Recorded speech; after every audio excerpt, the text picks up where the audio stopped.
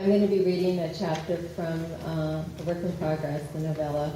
It's from the point of view of Lily, who's a young woman with schizophrenia, and she's important because the main character, Demetrio, has fallen in love with her.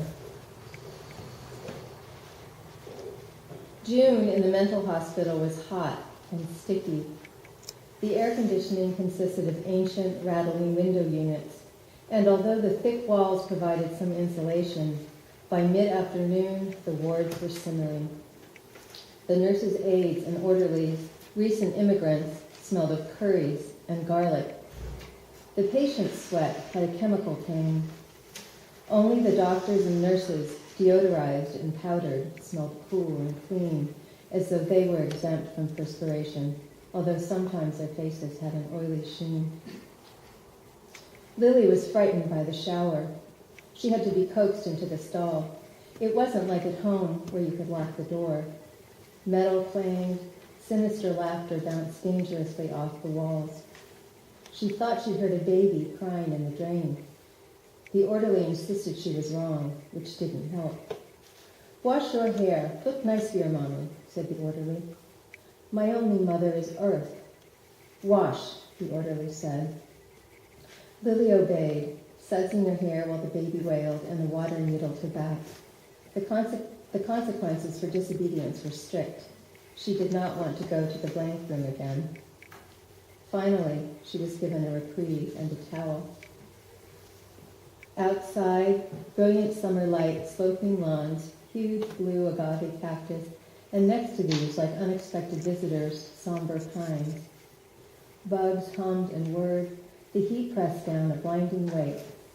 Those who could be trusted not to bolt were encouraged to get fresh air and sunshine, but Lily was required to remain inside. She stood at the window. She did not understand what had brought her here. It was as if someone else had performed the actions for which she was now required to do the penance. And in fact, what she had done was not so terrible. She had not hurt anyone. She could have been hurt herself, they said, but she had not. Her voices, St. Agnes especially, protected her. If she died, it would be because a sacrifice was necessary. St. Agnes was quieter in the hospital. Sometimes she whispered, "Watch out," when a doctor strode through the ward. The parents arrived on a visit. Lily kept her distance for their protection, so that her cellular level rays would not harm them. Joelle was her imposing self today, her braid twisted into a bun, her feet in brown clogs, her expression unreadable. Raymond was a sad bear, shuffling behind with a box of seized candy. "Something came in the mail for you, darling," said Joelle. She held out a card. The poodle confused Lily. "Those sunglasses?" She shook her head. "Take it away," she said. "Let me read it to you then. It's from the young man who found you in the woods. Dear Lily, I want to see you again, Demetrio." Lily felt a jolt, which she instinctively concealed. "It's hot, isn't it?" she said. "Hotter than hell." Joelle's puzzled look was hard to decipher. It could have meant a million different things, and Lily felt too fragile to even begin the detective work. "People care about you, Lily," Raymond said, leaning forward, his eyes moist behind his thick eyeglasses. "It's not just us." Lily knew he wanted to hug her, but right now that would not help. In fact, it would make things worse. "I can't be responsible for breaking your heart," she thought. She gazed at the wall. "I think you better go now," she said. After Joelle and Raymond left, Lily circled the ward, which smelled of dirty ashtrays, disinfectant, and urine. She stood by a barred window in a puddle of late afternoon sun, feeling the sunlight's comforting energy soak into her skin. Outside it was blue and gold and green. She felt clumsy and dull, thrifty and only half present.